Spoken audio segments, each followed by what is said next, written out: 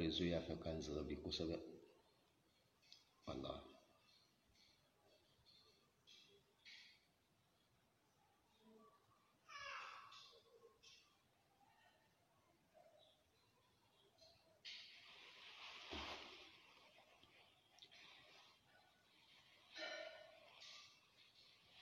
أعوذ بالله من الشيطان الرجيم بسم الله الرحمن الرحيم الحمد لله رب العالمين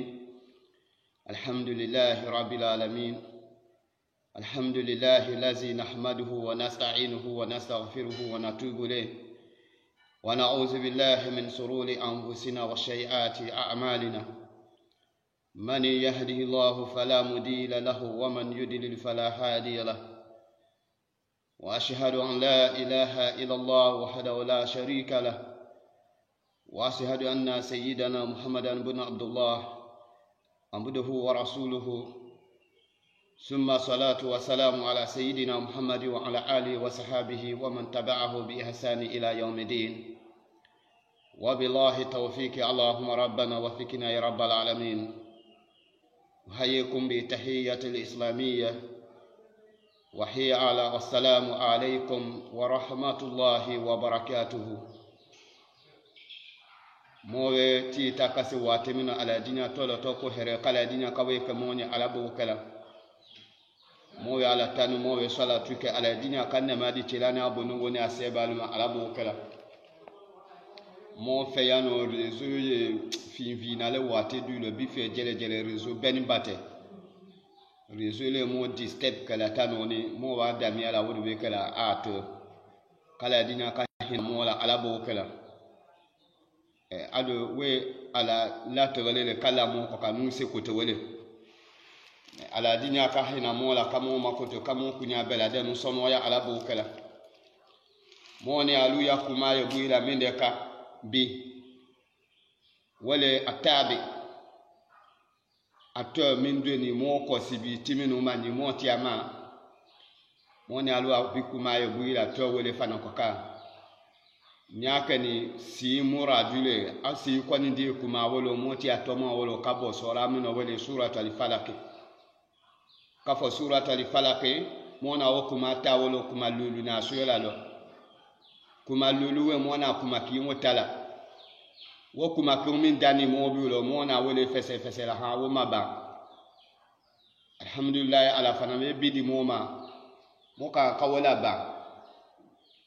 ba nun ko fe mo na te tula kuma gbela inshallah nyala ka wadi mo ma kala dinya kamo makoto kamo kunya bela de mun songo ya ala bo kala mo kuma e buila mende ko ka wolo wole selile sieka ni femine ko gbelen bale ale ala guna jiala moni alula ako inna salata la kabiratu ila ala li khasina inna salata arba madu tena silmini la kabiratu si ko gbelen bale ila mafosite ka ko gbelen على الخاشعين سيدنا تغيالا على القوم ادنو تغيالا مولما على الخاشعين ملكني على سن لالو ابي سي بارك بلم بالي دي سي بارل بار من بياني فكاتني ابي واسي تغيالا مولما ملكني على سن لالو so bare mi mo afaka mi defo bare mi fenfeni adamado yakela akenyama kaba kake akewate kaba kake yako ala na fatemi wallahi abela de mbuni mima wale ala nyesenyele ala nyesenye kala dina kawe kamoni alulo ala bokala silama ya demi tungumi na wele tungululule silama ya biema mina la lwako lulu alulu akiyene sile menani min beladenu adini alatila muhammad sallallahu alaihi wasallama kachila to dulema abebiani sama kanelo kanale kadama me atoko mini nyaka ni sile wallahi ala mawdi alati ma mafajenu sama ala tani adi atila ma yenole ama wabiya samadu no kadama atani adabu yenole kajiamoni alula kafo simini wallahi atemana mana fene de ko belan ko dawne madema iloja fo ile kisula kabama ni yabare di isula kabama yadunya la tawu nyadi isula kabama wala ma ya mouvement di isula kibalema abegbe yade akola tulhikum amwalukum wala auladukum an zikrillah wa man yaf'al zalika fa ulaika hum al-khasirun la tulhikum amwalukum awa nafu wa miluni hali huluma rasulalikakum aya dunya tawiya nyamuluni hali huluma rasulalikakum aya dunya muwe mamuluni hali huluma rasulalikakum moni alu konina zikirullah kabo selimada dunya kunya susu le kisula kafo miketi wo kipila kabo sima dunya wenya fuide kake kafo kiti kami wo kipasono miketi gbe yala ima kabo selima we ko salati la kafo sallallahu alaihi wasallam ako as-salatu emadu dini man akamaha faqad akama dina wa man damaha faqad dama dina as-salatu anyawe selimina ni emadu dini awe alele dine biye male man mo le kwaniye akama mibilo jara salata mibalo jara selima fakade akama mo foyeleti mo wilo jale wodina ibilo jadina mada wamani mo le fanani adam mibe dine mibi bana selima fakade adam mo fogoti mo fanabi bane wodina ebi baslama ya dine fanano ya selibe tinyala ya dine betinya ya selibe nyala dine benya mesi mo akumana timina akokawolo si ya nyami mvananite kafo abuda na kuitate misila minga we kafo kuitate sila kata si kela ufe ende anya bedante wolo atibe kawolo nyangwala na afa monye kuya na kono akofa wailun lil musalina fawailun awegbalu de lil musalina jangata wa lil musalina wesikela doluya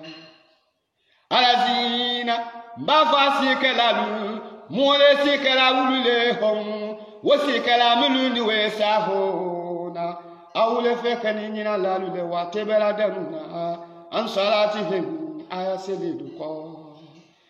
awegbalu ye wesike moluya ewe gbalo ye sikela dolu nyede sikela dolu ye ala bute wule ya siku de sikela dolu ye ala mako na kiyamasi keson wulu nye aka nka wo keson yabi mo ko ma na tunya abbe ko kawo ka bela de no wala ilo jasi masini ila ku minge iwoke inna salata tayna selimini tanha nyango selile mo gbana anarifasha kabotina likoluma wal munkari ani kabosira ko koluma inna salata tayna selimini tanha selile mo gbana anarifasha kabo wuya foluma wal munkari kabo tinyeli kinye na bema wali munkari ani kabo sila la boyanya ko kinye na bema selile mu gbena kabo kinye na bema sile mu gbena sie kulenye sie ile gbena ko iya bi nyatu ele no na bi nyatu late sie kunye kuka atodi yabade nyasa enyono bade nyasa late sie kunye kuka wiya foke ele nyono wiya falate sie kunye kuka jamba ke inono jamba dete sie kunye kuka sunyalike inono sunde inono banande inono jahilite inono hunafiete sie do kulenya ku wobela de no netoye ele ko ni bani wobema mibi idi ala iwe kala ku isila ele buje ko nde bode isila lewe die ma fe betutu isile kawa inyono de la milate ku isila isile kawe kala dina ka hina mola alabo kala Mohamed yabbe kala dina ka bela den sono alabo kala sina ni si ya le kana kabia moni alugo fu dinya si ya wema idinya lo wa wema o we kabia si kunasi e ma yechela ka fa sallallahu alaihi wasallam ana kuma kana tawaliki na kadimu akwa awalu ma yuhasabu biha la amudi yawmal qiyamati min amalihi as-salatu fa in salahati faqad aflaha wa anja wa in nakasati faqad khaba wa kasara awalu ma awe fonjuna junade yuhasabu biha la amudi akete jonu konde bola bi kabo jonu ya bare dalulo as-salatu wele selile awe jon konde aboto efemi makia masini finju na jona wele sile fayi salahati ni ya selibe ni mala fakadi afulaha mwafo ele muobe kisile we wanja atoni ya genyelema wayina khasati ni adu ya selima fena kia masini yasi tala kafu yasi be nasi o fakadi khaba made mwafo atoni ya bonolema wakasara atoni ya kunabo yalema yala wajarabi yala motangoma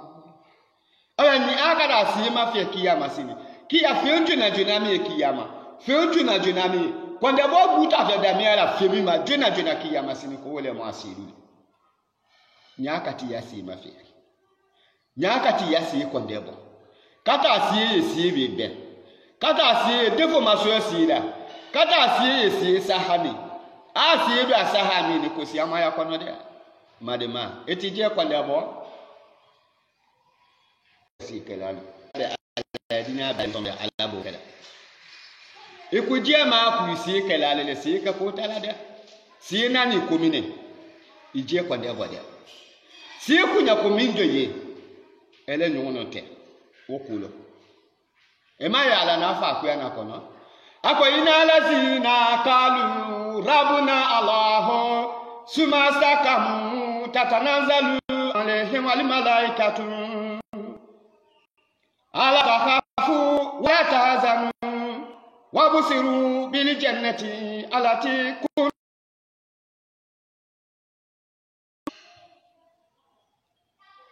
ina lazina yanfamadu muluda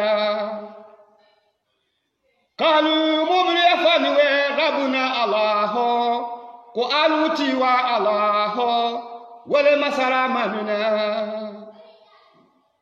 muluna fala kafo nuwe dinya alama aku makande la ilaha illallah wa anna muhammadar rasulullah muluna wakuma fala mine kan ya ala kila muhammad sallallahu alaihi wasallam annam dan bakala hay kuma mi makamajiya kafo la ilaha illallah muhammadur rasulullah kafi uni la dena ale kumaminu ni chemi motu ko wati be kumo kumamine fo la ilaha illallah to kumagbele na amoto wo fa me akunya ye la lamulu ya lo ahakima baba mulu jamalo wulu kwa we ende attention akakumami fo de kala dina ka hina mola alabo kala أوينا مراد النبي في هذه الآيات في هذه الكلمات أويتنا تلا محمد على نيدا في هذه الكلمات إلهي كما كمنا كفى لا إله إلا الله وأنا محمد رسول الله abe tela muradu min ayo ma fi afabini ayo laysa tela muhammad ya muradu ta bi lafuziha la ilaha illallah ala fuzi falilada wala tela muhammad fana muradu ta bilisaniha la ilaha illallah anana folile kafu wa fo inuna minga kafo la ilaha illallah wa anna muhammada rasulullah laysa bilafziha ebe kila kanda lafzi foli made kafu wa fo minga lafzi ya foli la kafo la ilaha illallah ende wala mai wa fo inuna minga kafo la ilaha illallah kwa bu amura bi wala abe amura bi te wala de ako ina murada nabi taina tila muhammad ya muradu da fi hazi al kalimati ilani kalima mino ana lahilatan ko moya lo kafo moya ti de ilahan moya jemu batulawe ko moye mo bubo jowo beladenu yakulo ilahan moye kaba mulu batulawe moye mo bubo kaba wulu yakulo ilahan mulu tie batula wulu ya bubo tele batula ilahan mulu ko batula wulu ya bubo ko batula mulu folongulu batula wulu ya bubo folongun batula mulu ye fenfen batola wo beradenu ya biubo wo beradenu ya kunyalo ilahan mafakato masale kimbe ya kuma wahidahu masakimbe sa ako muradu mineti labi wole wode ya muradu kanana ka kafa kuwa fa miga la ilaha illallah kafa kwa dano ande abi alete wole de so mo kuma mi de ko akana kinyene yoyi wafu jema minga silama lene muradu tole silama ya nani si yamini ala ko we mani ako ina lazina kalu rabbuna allah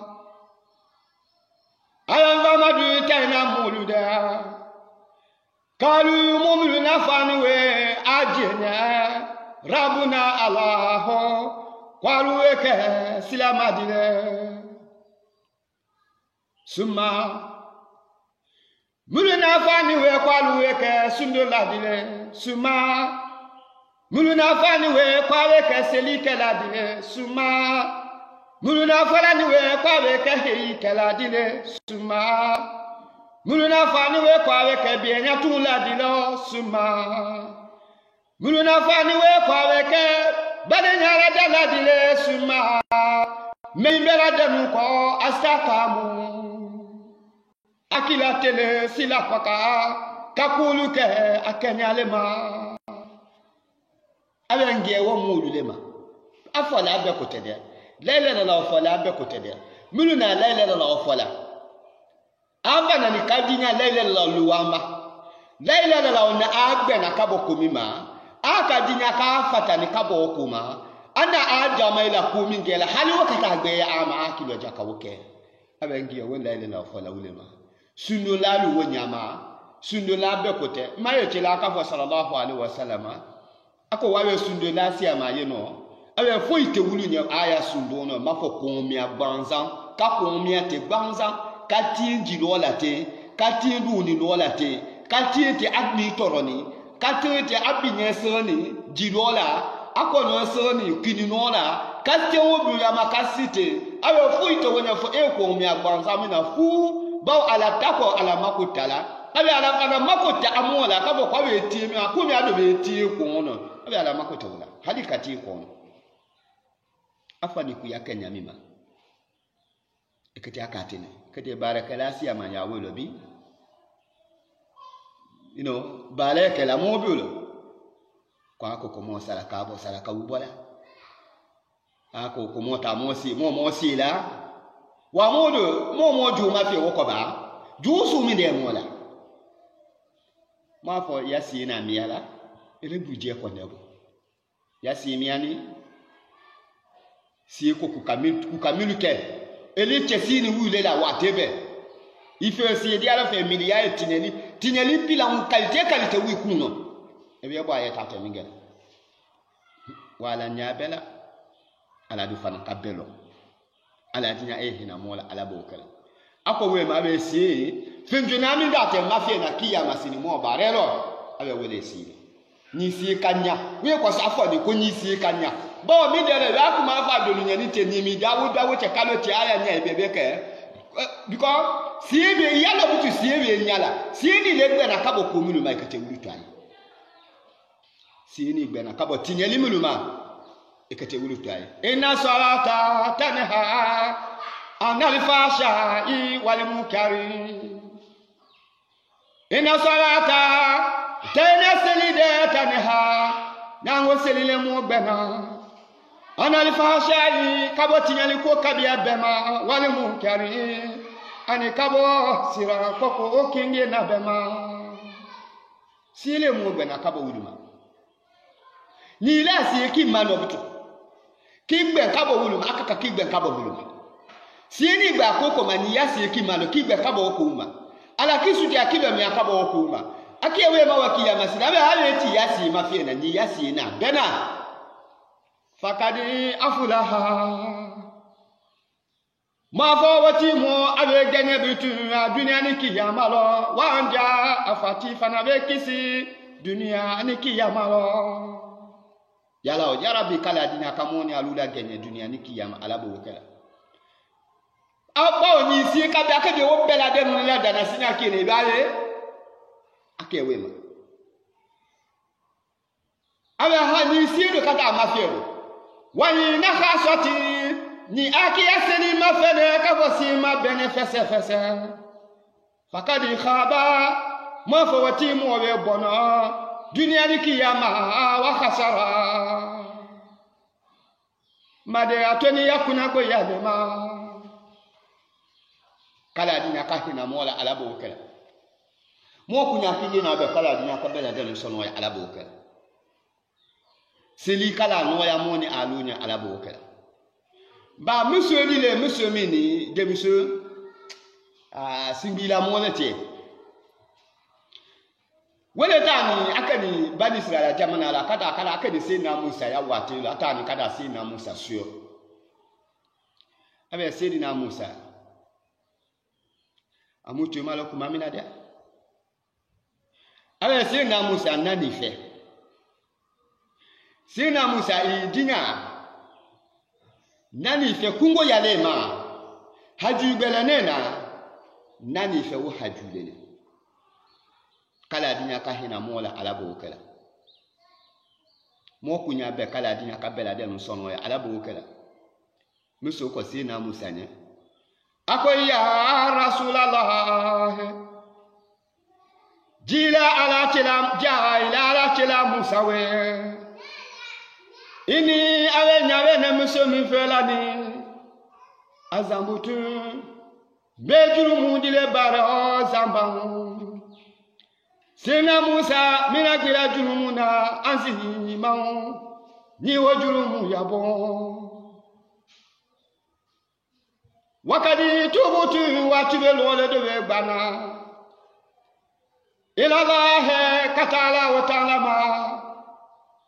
minho kabo ila yujulumu basumima sina Musa eyenye ni fiero nani fiero dalumina wa dalulemi bejurumu dile bare sina Musa njurumu mi fanga yabo sina Musa njurumu mini njurumu makabani sina Musa njurumu mini njurumu masiani wa adotibe miliyale de biangona bitu ila Allah katala wa talama minho kabale jurumu mima ala sina Musa nani fe idinya jurumu ne na jurumu meguyani wa itafa min de yalo fadu ila kilika wa Allah ila madyalika Allah ala wa ta'ala li nemusuminya au nina yagifira kosa alaba elokotolike zambi nemusumi jurumu la li nemusumiya abe sina Musa nani famina wele idinya i alamadiani wobekela ala jurumu no koto Sina Musa ko musonye bawa nani ne te kana kajia sina Musa la be jurumu bare jurumu mina fanga yako jurumu makabani sina Musa ko musonye awe alelewo mbobe tani abi yakumako wajani ne alamadi ya nyefebe no kafu ala jurumu no koto inani jurumu mina amasiani inani jurumu mina abi makaba inani jurumu ne lebu ko jurumu mina kwa chayo ni mani ngala febene wama zambiki inani jurumu mine wama zambiki mindeli jurumu wala jurumu sumide ila inani ali ina jurumu sumide kala yiwo fanya febene obe kanne jato alamadi ala jani ni alamadi ine na feni jurumu sura febene ina jurumu mi bale la obe kanne alamadi ala jurumu nokoto Kalati musoko serina Musa ya nabi Allah jilala nyimine mewe ini awenyawe nebuso minani astahaitu nekoni mayala minho ne mayala jurumu wonya fokulo laka ele serina Musa ya ale serina Musa ala ne malu yala kafa ne ndala kan jurumu mananya funyene serina Musa amayana idinya indo suti alo ijo I alamadi ya ne wobe kala njurumu lokoto ne manu ya la njurumu nyafole na njurumu minkala masia na makabani sina Musa ado mesia ala esianya be nano ijo I alakine ala njurumu lokoto ala jafa njurumu kala dinya ka jafa moni alu njurumu no ala bokela kala dinya ka hena mola kamo makoto kamo njurumu lokoto ala bokela amutu malokuma mina ha ala kalima sina Musa ko musonya ne awe fo jurumu suule fanye ne nato ala madi ala jurumu fanye ni jurumu lo nalo ina jurumu mimbana kalati musona biena we sina Musa nya ya nabi Allah awe jilala nyanya mewe ini mbafunye ne sina Musa ne sina musomini asaharitu nefe mayala minho ne mala jurumu minya fokulo laka ele serina Musa adi uli rabbi an yaghfira li zambi sena Musa ijo ndowe woto sutia lo idina I alamadi anye ala kalo na jurumu mibarela nebu kalo na jurumu mbara sena Musa ne maya jurumu na dina enjurumu to I alaki I ala jombo ala dina enjurumu nokoto sena Musa kala dina ka hina mola ala bokela kala sena Musa ko msenyana wa ma zambiki fujurumu sule fanya febene wa ma zambiki minda yujurumu wale ina jurumu mibalela ya fonye naldo ngeti ala madiala obekala ala jurumu nakoto musoli lo bene katini abe lo bene kase lo bene ko bedama anani na mi de fa na Musa na ale ngeti jurumu fi wali ala madia ala jafama jurumu nakoto ebi ala kama okuya na kono kafo ya ayuha alazina amanu tubu ila Allah tawbatan nasuha asa rabbukum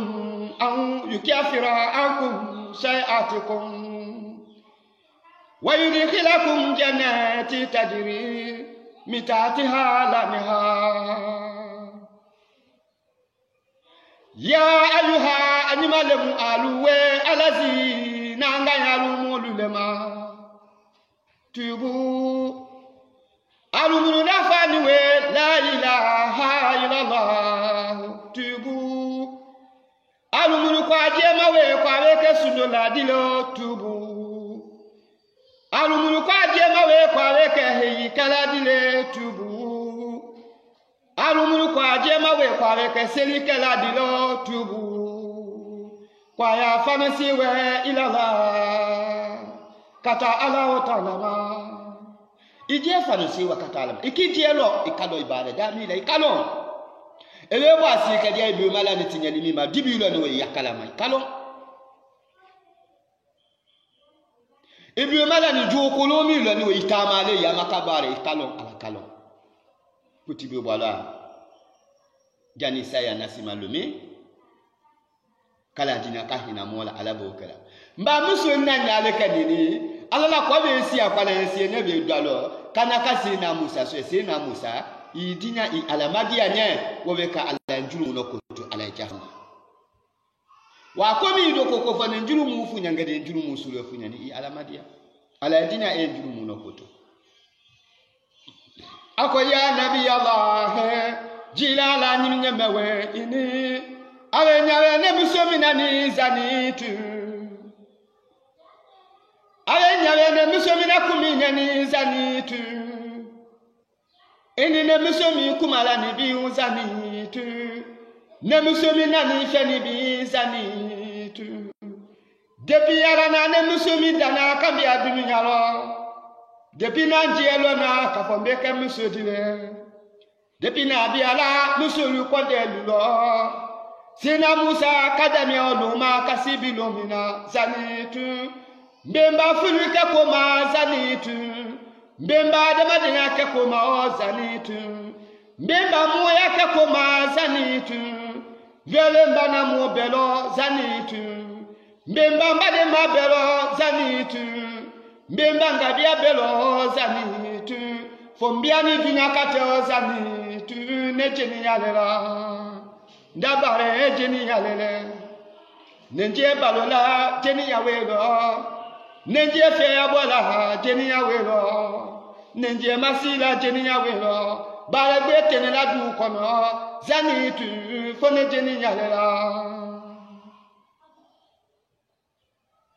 Allahu akbar ale sina Musa bare gbe tena depuis ala nandana kambia dunia na kanje kalama kabo wolu mahali katolo kasibila awe bare betena miti egwetene la du kono neni na mo bebe fala neni ngabia bebe fala neni ndia no mo susu mo na bebe fala gumiti yemingu na ngubia ni tunya kawele toma ne jeni nyale nda bare lewo mo ni mi bebe alo lumi mo ni mi bebe alo wateni ne na junya lo tateni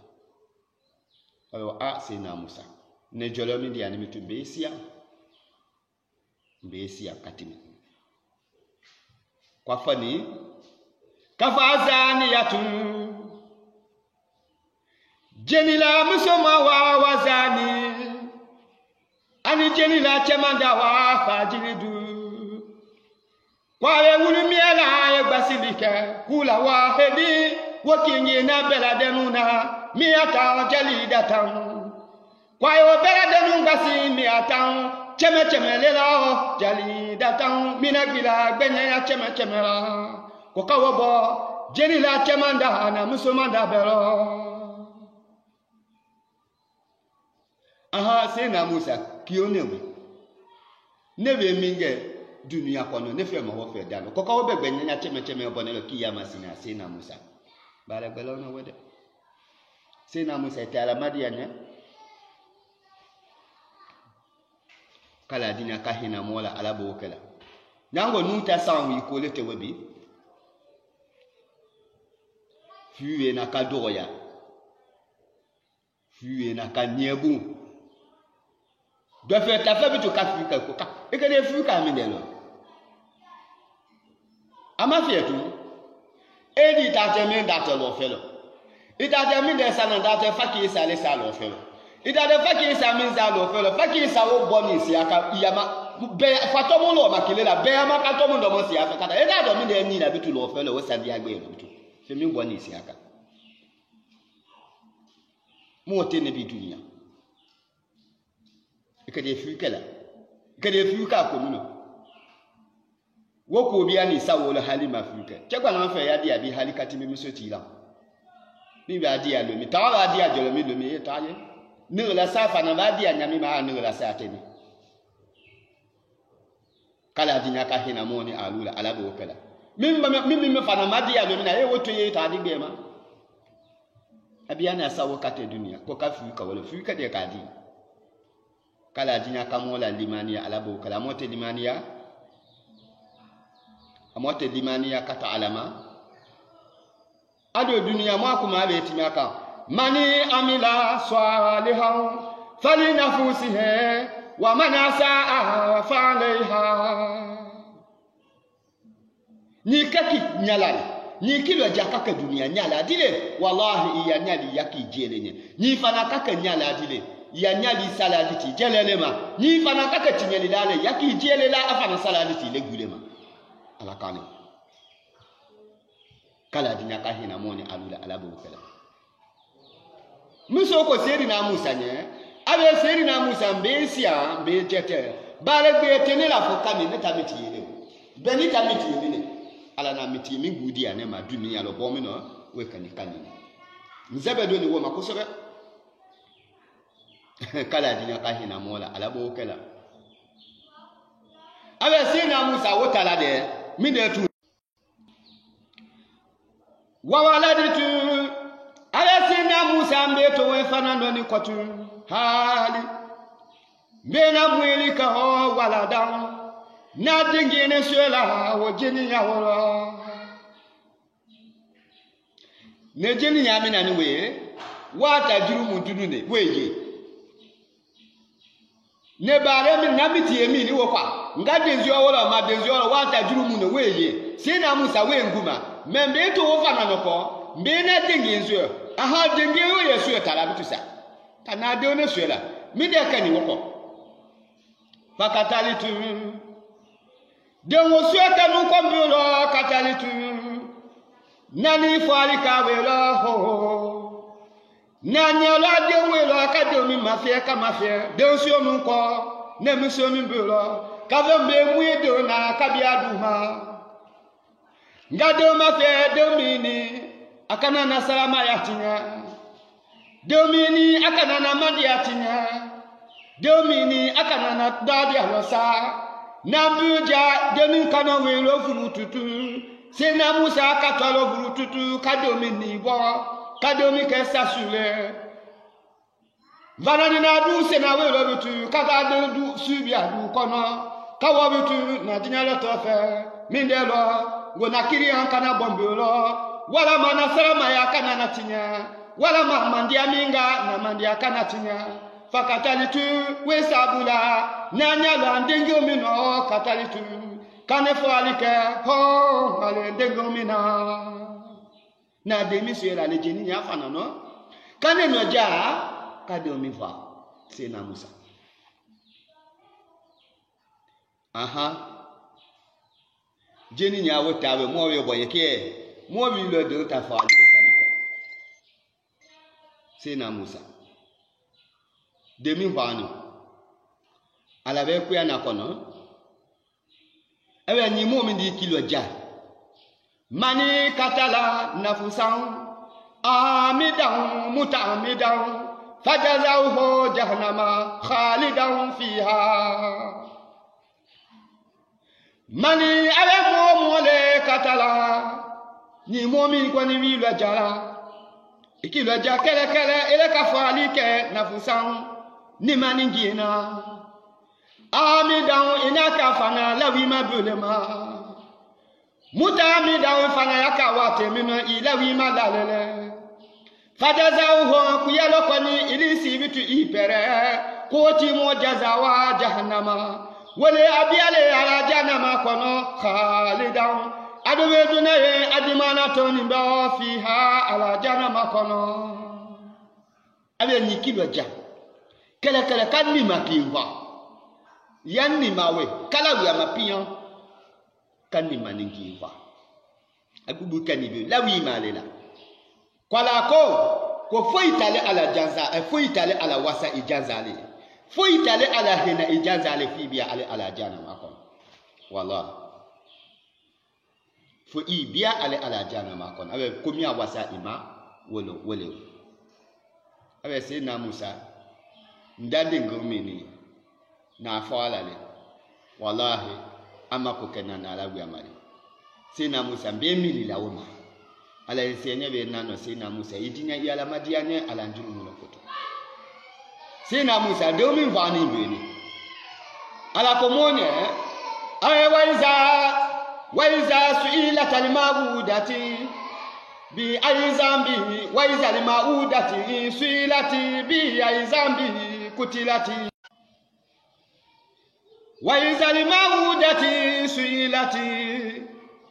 bi ay zambi kutilati akuba waiza al-ma'udati ala wate mina kiyama sini ni awe kono tinye de la dana ka beke gbechene kino ele sumbi ba ele tinye ni la niwe etie basi tala niwe ka kono mulu tinya wala ma etie pikeli ta niwe ka kono mulu tinya kwa kiyama sini wakono tinye de mulu niwe kwa kate obela denu la dana ka beke gbechene kino ka obela denu manininga kutilati e ala analu dinunu fala bi ay zambi anamidekala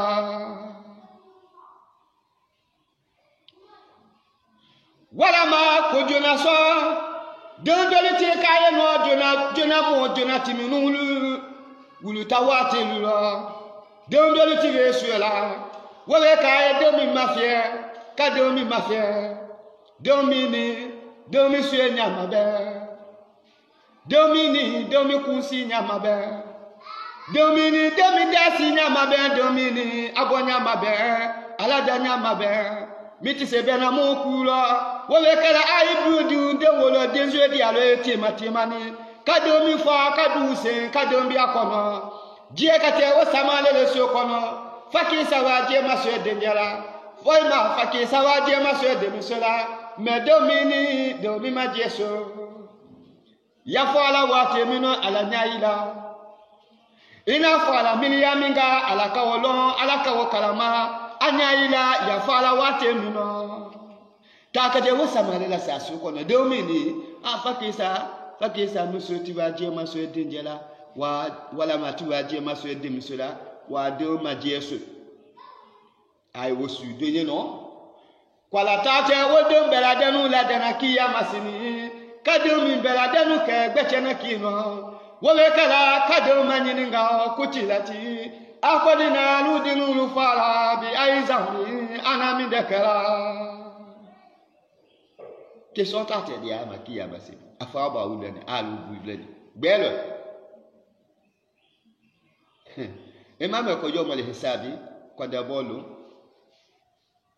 we na kala na fawe awe ina yomo le fasini kiana mikata ina yomo le fasini awe tena kulu cheto bolunde kiana kulu fatam fasilun wa kiana kulu fese to lumina kiana vamadu kafu madulu ye kwalolo halido ma perese mibe mindiala wowoke mibe mindiala wo fana wo fo me yalo kafo kwale do mi ngwani ni we mi ka tan e wa telephone akati esela akajendi enye nyaye makati esela jo dinu manyi ngati abela de no manyi ngati woke sona afa ba udani alugu belo dinu ka di afadi ay kutili na abi zulmi ka ala elegu akani nyeno kutili na abi zulmi ay mo fala wate mino ala akani nyana mo fala wate mino mo fani miliyami ka ala akani nyana ya kalama kutili na abi zulmi mo fani tonwo lile ala mo fani tonwo lile ya kalama akani nyana kala dinya ka hina mola kama hamino ya alabuka wakanya masina Musa ko sina Musa ne ale mbinda de wofa sina Musa i alamadi ane ala njuru munokoto sina Musa ko Musa ne aba akhriji min andi ya fajiratu akhriji abilati yatimati mani wobekala ibo min andi ibo na bonkono ya fajiratu jile jitola musomawe bona bon kono latia o bare getile la du kono fokani ele guta bare de wojenia e fana ve to wala ve dingi so ala ve dingi dima e wa mi afana ka dongo kibi ojalo ka dongo fa ala e ala ko kanya do fe akọ wulu fe tasuela masa kanya kado kono fi masale ala to usuni tele kasila ko kado abo abana adi awuluma wallahi ata adi dogberuma ulafa nigbe ya sumide keti dona e mo ni bi nyo mi alo se tu dinyane nzuwe ati saje makala na fanga tala ka fe bubu ati se bwana ka fa gbanga na ka mo wu na ma bi jata lo woto te asenge nate kato asenge nate fo niyo ba falilo ile adama de ni belon isini inyawo iwo jena wala ma ka anyana ma ka duse ka anyana ma miya ka bialo due ka datu endi ala masai anya ila wotu ma inyaya la ya biya dula ahina madula kala dina ka hina mola ala bo kala muso ko sena musa ebe sena musa mbeti no wolo de woke sena musa nani fe alamadi ala juru mono ko sena musa kwanya ako bona ila ti ya bona tema ni awe fatanziluna la tanziluna awe ila ti ya tema ni bona bon kono mindelo takana na jiri tema ni mina samali kabo sama fataharike wabekala tawena nyininike na nenile musumina kino bisu koju kele sabula mika kafara ile musumina abi lati ya ibona bona tema ni bo abi kanana to ya taye jiri tema ni kabo ala na janga ta ala jisi ni kana ta nva menini ifeya no ni yakuju ke sabula abi lati ya ibona bona abi tawe ala mawo kenyalo mawo fanyalo wo ala madia dafana tengu ta itajuru mo fangabu wakasi na Musa makaba katima muso fanani muso bonyale kanini sidna Musa felo abjibi tubutu taala wila ko ma kasila muso kasila ala madia ako ya rabbi ya diwe ala anta awele alamini khalakita elena la dani kalani nyangulena na musumidana wanta alamini falani khalakita elena la dani kala zambi elena njurumudana ya ngafiri zambi jele jumulo kutulawe ala ya rahman rahimin ya ilehena de masawe ala egefirili zambi ala ijunjuru mu lokoto muso wo fala kasila bitu tala ala idina ihinana kato kasila hankanya yiba jiye wala anya muso to ni wota alelo ala kasi na jibril laji alayhi salam kana sidna Musa sur luma ako sena jibril nani ninga kami defo ako ya Musa jile serina Musa we ina rabbaka itena timindo ala taala masako tanini ala le yakira uka salam ala ko kombena ko nafine febene ko ifola ko assalamu alayka ya Musa sena Musa kawfoni jabi ala hana ambiya lima konena kamisa malasima ya Musa jile sena Musa we ina laha masamindo ala yakulu ala isianina laka kafone jibrilu nya konena fo ele sena Musa ya lima mindekani lima bi malani mindekoma lima midekani midemini ya ila lesina Musa radadita ina lasini kalawata ibati ina tibela musomana sila binendika kabule sirina Musa bara Musa ya Musa jire sina Musa we anta ala midekani sina Musa ala ko na funye ko tube la le na ife ka ko na te tube la kata ne alama mi de kan ibe ala si ko ibe mala ni mi de kan mi ya mi dila a anta bayre senya musa mini gafarita kulele lokotoli kala zunuba al makhluqina ilele dani fonu jurumu lokotola ba amu allah ho barale dani fonu jurumu kotola ko na funyete ebe tube la la si ko kabu fero ka gben kalata anani ife kwa tube to kanani alama ya ayuha alazina amanu tubu ila allah tawbatan nasuha amwa tube kata alama de madema kambini salama ekini nyalo ya salama yalo isalama ya jate mine isfiya fano si ta alama ala kwanya ketani kasi ya tubeko madema singini salama ekinyalo ya salama yalo de eje fano si kata alama ala kwanya ketani kasi ya tubeko kala ya dinya katube mina mone aluma alabo kala tube miliya kala ya dinya kawe biya mo kono alabo kala anyalo misumi ya barelo ha ana bare su mingala awe masi awe si ame me obeni ake akana jo akana kilo tube obuna ndala itije tetube taalama kala dinya kahina mola alabo kala ala na mi de fala sina musa na katungola awe ama wajadita awe sina musa baile maloni kaba man bai matineli la no bashara bai ma moju lo bashara bai ma mokuna gulo bashara bai ma bono bande lo bashara bai ma fili bande lo bashara bai le ma moju lo bashara momidi ya joya dayo zambamu mina bila jurumu na mina katimi lani musomina sina musa aha ile musomi na sie kwa ni kabuma ba ile mamuolo momidi jurumu ya jun katimi musomi dala imamuolo momidi ya bare junya ni katimi musomi dala imamuolo momidi dakoma junya ni katimi musomi na imamuolo momidi bono ni adunya ni kiyamalo katimi musomi damina ya gbe ani kala sie ko ado nani ni fe kwa so katube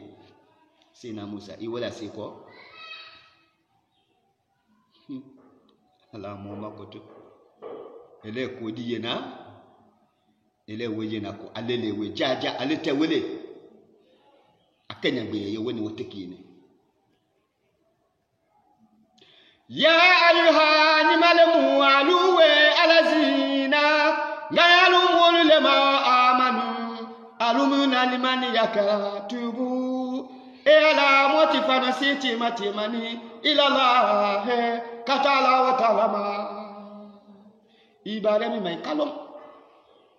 wallahi ibare mi no kalom jumi la kalom ala soso jate mi bu yamano wodibi ko kalom etifano si etiti je ko ndebo ifano si kata alama kala dinya kahina mola alabo kala dunia tenato amade dunia kadia nyanya maila alaban akati bifia ni sevia la sidia lodila katibia dulo jani woche etifanosi ita alama amba sidina musa ala ko sidina musa nyeleni awe sidina musa ebe tube kala ala siko kabu ile sidina musa fero ahani wota jurumu wo ki makaba bitusa ne ebe tinyoma so ele ma mo duelo minda afana ni chunya ni katimi wotala ama wajadita baile maloni keba man baile mamulo basharan momidi ya joya dayo zamban momidi ya bunya dayo zamban momidi ya tuni dayo zamban mina gira jurumu na minha katimi musomi da jurumu mina ya musa jiye serina musa we ya nabi allah jilala ni mina mewe ala koko nafunya wokole na siri na musa makaba na butu kasiri na musa makaba katimi Sena Musa ka alamani Jibrilu mani ngati mati mani di ya wadi mo ye mo mi di juru mu ya bonla wa man jeneti ye hoa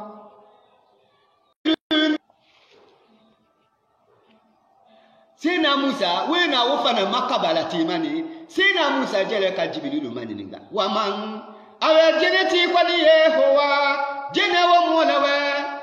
sharan kabo mumidi ya du ya ndayo minha katimila ni musumina ya aki ya nguwe ya Jibrilu jire serina Jibrilu we jiti tajrumu ya bunkatu katim musumin tala sayyidina Musa Jibrilu ito wofanyana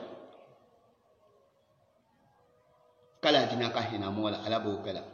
Jibrilu ko sayyidina Musa nyaw awe howa Nimo mulo tariku salati wale mu'mini bana selika ko maniwe amidan wale mole yakahawani mu'mini ye majuri kaniwe salata mu'mini ye fonyali kaniwe salata miya selilu fonyala niwe wayo akiru afanani e majuri kala salata afana selilu fana majula an awkatiha kabo akewate luma amidan afana wuri mulukani we amidan akala wima bulema mutamidan agugu la wima lalale kakam do woche kapian kundala dailu tala sabu ya susu le tala kafo mimbese kala sula kasibo akewate ma sa nana si ke akesalo mo ke kuma milufani kafo we kuma mo le ka mo mindini bana sedi ke kuma si ka wati wulo kaba fanani si fonya ni alati mo bulo si tabu sebenangole si kay be sebenangole lo wawule si lula lo wawule si la dandi ya wule si la hacha ya wule si la si kanya wule fanani ala wakele ndo ni dilebo efe malika kisite be ji asudi lo imi de fala ebe wi la kabo sudi lo kede imi de fala ali ban wala kala dinya ka hina mola alabuka ibuka de mo ba de silama de ndo lubuira cheba na ne fada fanifo we efe ta fe wo fe kakinya na kabana ko amina suela silama ya bu ma obu nya ma ka lo to beka ali kaka sabe ke chomo bozo ne yaki kala lo ko na isi ku eta wallahi atamano kakweta si ku eta baza kafa naba isi ku eta wallahi atamano kakweta eni ya dunya lo ta di wolo ala sayena ikuma mako woko fe yafanya bitu ku ifati akara yafanya woko bitu ku fati akara name ni fati ado makibu ni fati ado ni makibu lo itekuma alati la Muhammad sallallahu alaihi wasallama akomonya we ko siete monya mu'mini masurata al-fatiha kara wobe tani kala mede koka adulu yebubu ka ta josole nyene kaba kabo ye kana kasini na kasi do halisi do nkanya de ko yala si do mbende kwenye si do ndo mabesi mabemba dunia kala dina ka hina monya alula alabo kala we ko se chilana fala sallallahu alaihi wasallama akwatilibu al-ilma min mahdi ila lahadi aya ladini min mahdi kadami aishuluma ila lahadi kadasi ya kiyama taluno lonini sema ya lonini wajibi ni ma kadami aishuluma halifa kadasi ya kiyama tawatela loni la weke ka bon dunia fambe imami nyalo itaki hali telefono mene taki telefono nganzana amaninga kamo si famika wa kikili lulu nate dunia kumagbelu ne nate dunia nafaku itena na si ko kumana dida kamo si famini midi si kanyami ni midi ala masi don kanyami ni midi dunia natama ebe ka wali batire ekete wakadi ebe ka wali kolo wo question sula wulu mu akafa ala batu kenyalini ala batu kenyamidi etenana mena itaye ni maminyalo ite mulu manyininga kana de me bo lo ni la wi wala ya manyininga ya nyajira si fami ni mi katani kala dinya kahina moni alula alabo kala mo kunya be kala dinya kabela den sonno ya alabo kala hajuji akotin kala dinya kawe ka moni alabo kala di ala masahina de mo ti fala ki fami ma wo kumala diwile ni me kuma to kunjinji suwe ko bo ana kuma fiale fala kikioma ana fala avec mumini bana siri ke kuma ke watelo akaba fana katwala awe wa anqali walidaini ani mu ba fiya sosode nyala kasibi di moma mo kete jela wo ba fiya sosode on koka bi ayi haketo mo bi rezo benin bata alugu ya yani mo to ala atola donc bi rezo benin bata mo fe yano bi malo mi de kene kala dinya kahina mo la alabo kala mo kunya kingi na be kala dinya kabela den sono ya alabo kala mo na we fa watelo wo mo ya lef ma ya kala wati siama mo ya kala wati bela den na wa rezo ko yo mo so la duni telephone fanani ku fanani mo so la duni kabe a fanga jate makwa ala dinya hina mo la alabo kala mo kunya kingi na be ba kabe mo sidi ya suma réseau te fanga la bala nous fait ya no bedo donc ni téléphone garande nous fanga ma jele ma kibo malo asia mana egbe ya le katimu kala dinya kano ya monya ala bokela kunya sono ya ala dinya ewe ka monya ala bokela min fani amina kala dinya kawe ka molo ala bokela amani alu amoye monje ma fe bitu dunia si ye modu nyamima nule si ke angurole wodi ani bale monya mo dunia lo to wi nyawu kasima kikati adulu sima kikamana mendala adulu bipinya kabakata ka kulane fe na chene bamina ayi do fe na chemo bamina andi ala masahinande ikedi je wo kipila mi de fena mi fanga ya boyima katini wala ala guye kumala to mo kumana wila lele sibilo kuma do wala abe na dana kumi nguto ma duka biya dunia la wala ala batwe bare sumi de kitile la sura wala bituka bo ala batwe bare fefe mo ya kani wo bela de mu keni ne kala dondo ala batwe wo cha kache dondo no wote ale to wele de wulu ketele ku kanato biyani iyada jimani ni kasi ala batwe watila ala batwe watebe sela we kayake wo watila inna salata kanati ala almu'minina kitaban mawquta si mu'mini ma foreselele fa eke afana ni foresele imate no le yake aka watile lo mo akuma amulule ni wule o faza mo temi fe fani haluman mo le ala le welo yatahawanu mu'mini ma fona likala salata min seli fonala wa yuakhiru afana ni ela jingli kala ma biali kala salata afana seli ma biala anawkatiha kabo akawatebuma wo motaliala moti wulufa aha okay wala fili la na ke sondi awe lo bitu awe fa kaifa haluman moli ala dolo kana moli ala we kala kaifa kenyami de doma made labu yusali mu'mini masi wadi ala idi mu'mina asila ama ka kenyama mu'mina asila ama ka kawatilo wata diala wata janga ta jate moti ufan aha mu'min masido wata di so sifi mbale le moni ala nadi ya mumu kila kafa sallallahu alaihi wasallam ayo difference mingu moni kaficha wele silo no ta amo bebe yalo ahinande yalo anyalikela yalo asolikela yalo abianya di ala fana yalo yako molo nyamima memi de kani ala soni nu talo kiba alu talo wele sile mona mosi mingala Allahu akbar ale buwe ako be manu kuyana kono katunye dia moni lenye ala wakadimuna ila ma amilu min amali faj'alnahu haba'an mansura wakadimuna alena la nena kanani kaniwe nena nyabiali kaniwe ho ale kafilula ila ma katafunuma amalu ayamulu balala min amali kabo barelula ay bare fefe kaniwe ale nena wo besi ko nena wo miliya biala ko kafongo ay do wuke ay wo bare wuke wa ai wo fe kanu we fajalinahu haba'an mansura awe ngeti na wo beka awe mbebe wo beka gbangwane fajalinahu haba'an mansura fil madi awe mbebe wo beka gbangwane kaba wo beka nu nembe mako tala kwa aka temi ale guwe sila male ala buwe wele tako de principe mi de ko so e ke sila male e ke sila dile awe de principe mi gumo chale lo ani kafa kuiba wo ma ero nyagbani ala kila watebe kwati akili jabila ero bani atodi salaka bola watebe kokomika wotekela watebe mone aluka sidila kwa gbe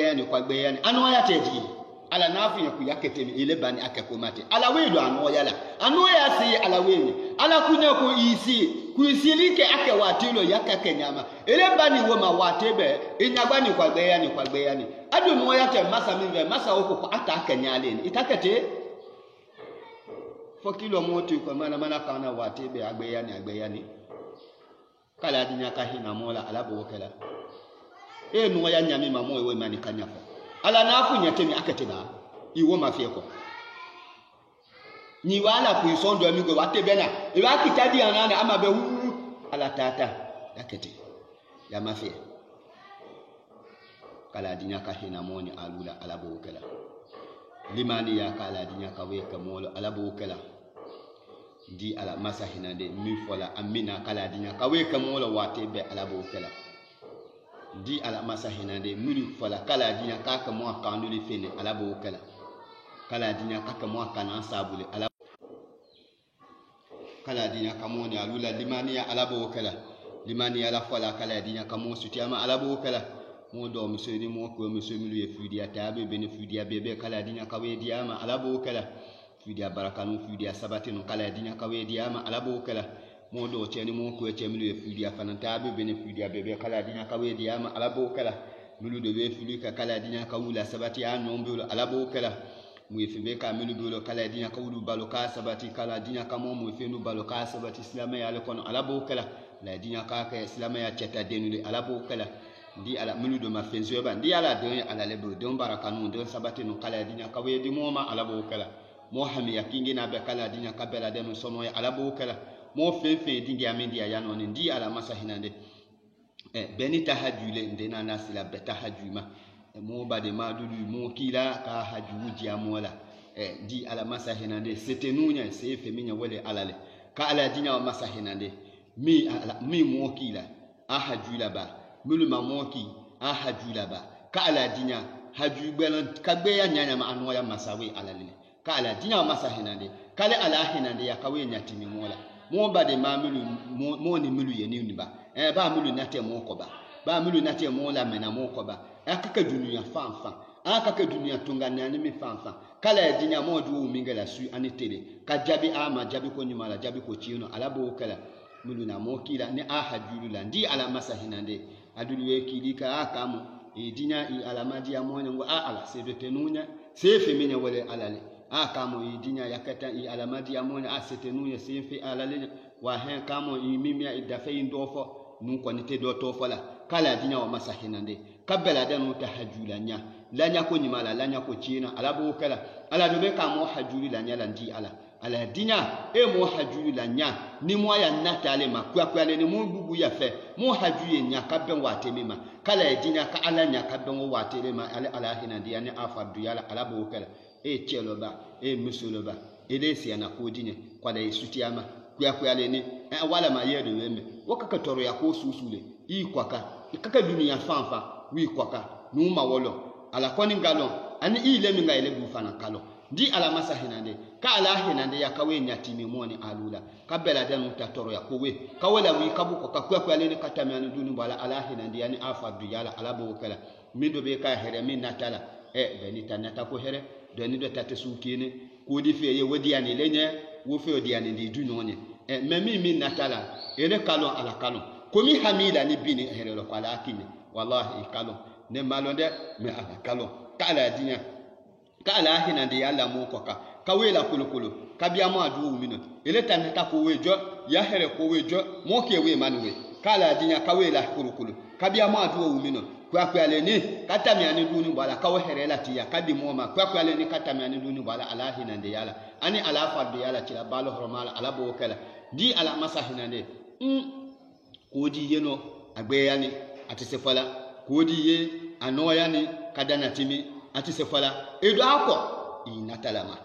di ala masa hinande ala kala dinya kawela tiya kadi moma ala bo kala wala ma ido siyana nye ala dinya kamo suti awoko juma dunia ni kiyama ala bo kala mo saya filelo ala dinya kanya me ama kajafa ma kakafari kayani ala bo kala mo kunya kingi na be kala dinya kabela de no sono ya ala bo kala hajuji ako cin kala dinya kawe kamonya ala bo kala mo bade silama wu ani kafi wule tamala inove wate bela de no ndi ala masahinande kala dinya kasilama de unkadara yako ta kafi de no sano ala bo kala kasilama de unkaya mandi ya wala kafi de no tale ala bo kala silama de waye dunia fanfa kaya bunya wala kafi de no tale ala bo kala silama de no aye dunia fanfa ani kafi de unki nombe jolo kala gugu ye dinya ka hena ndi ala moko ka wojolo fangamaya wojolo salamaya wojolo kangindiya wojolo masaya wojolo bunya wojolo jima ndi ani ajima fa kala dinya kawe di silama de no ma ka kafi de no to ala bo kala kafi de aswadia ala dinya e waka silama de la wasadi ala tila balo hormala ala bo kala silama de kafi de fodia ala dinya e waka silama de no swadia ala bo kala dinya kamo bela de no haminoya ala bo kala jima fa ko jiin kala dinya kawe kamonya ala bo kala hajuji ko ciin kala dinya kawe kamonya ala bo kala do wujabi kala dinya kala tiya kamonya ala bo kala ni ala kakamonya mon nafani baraka ala dole bijahi rabbana atina fid dunya hasanatan wa fil akhirati hasanatan wa qina azabannar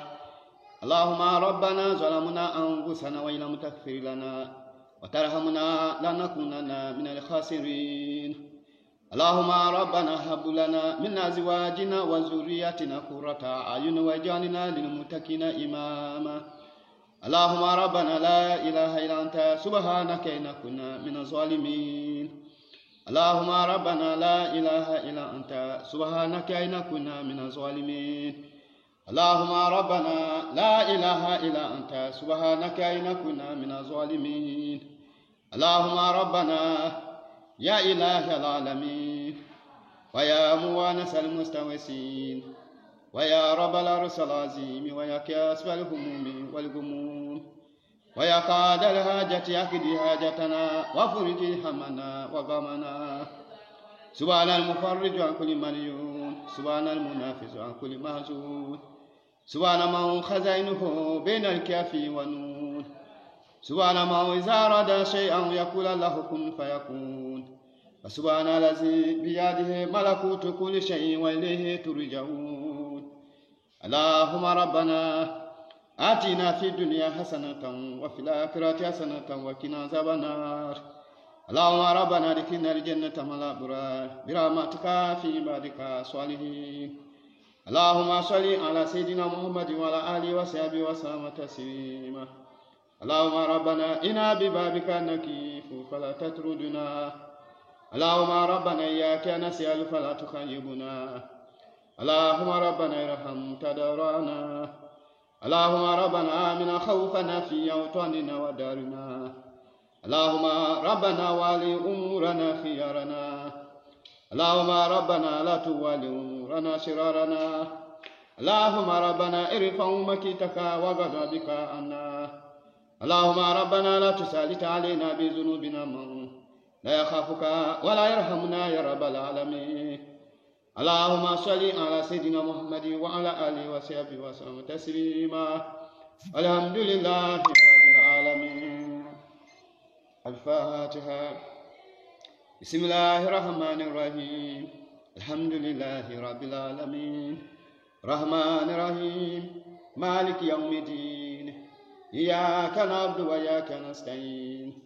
إياك نعبد وإياك نستعين إياك نعبد وإياك نستعين إياك نعبد وإياك نستعين إياك نعبد وإياك نستعين إياك نعبد وإياك نستعين إياك نعبد وإياك نستعين إياك نعبد وإياك نستعين إياك نعبد وإياك نستعين اهدنا صراط المستقيم صراط الذين أنعمت عليهم غير المغضوب عليهم ولا الضالين آمين لا من مولا سيبينا توفى إن شاء الله على ديمون لا تشلهم بارك الله اللهم صل على سيدنا محمد